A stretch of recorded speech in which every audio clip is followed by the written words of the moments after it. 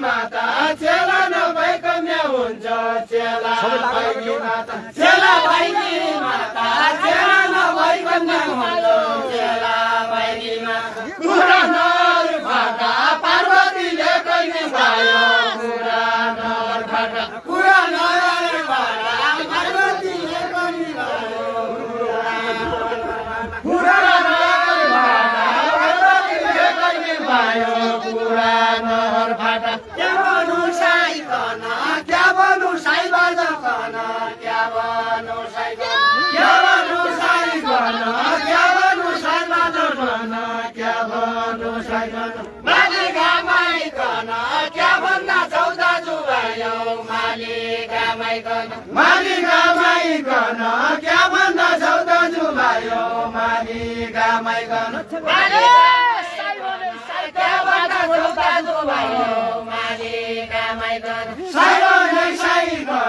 दाजु भने दाजु भन साई भने साई भन साई भने साई भन दाजु भने दाजु भन साई भने साई भन साई भने साई भन दाजु भने दाजु भन साई भने साई भन यो भने साई भन दाजु भने लागे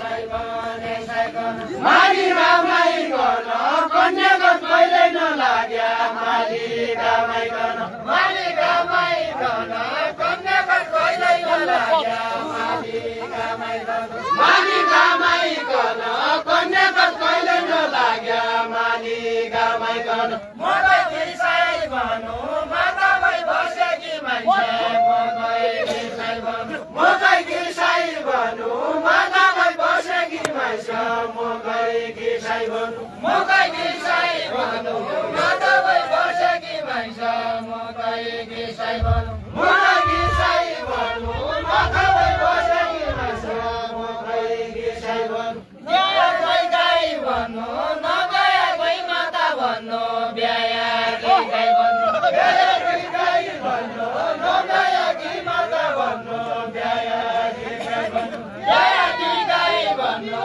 नगया गई माता भन्नु ब्याया गई गाई भन्नु पिरमकी रोधी मकन साइबाज भने पिरमकी रोधी पिरमकी रोधी मकन साइबाज भने पिरमकी रोधी पिरमकी रोधी मकन साइबाज भने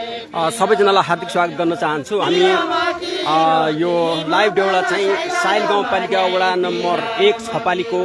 चर्चित उत्तरायणी मेलाबाट लाइभ गर्दैछ। अठोट खबरलाई सबैजनालाई फलो गर्नुहोला।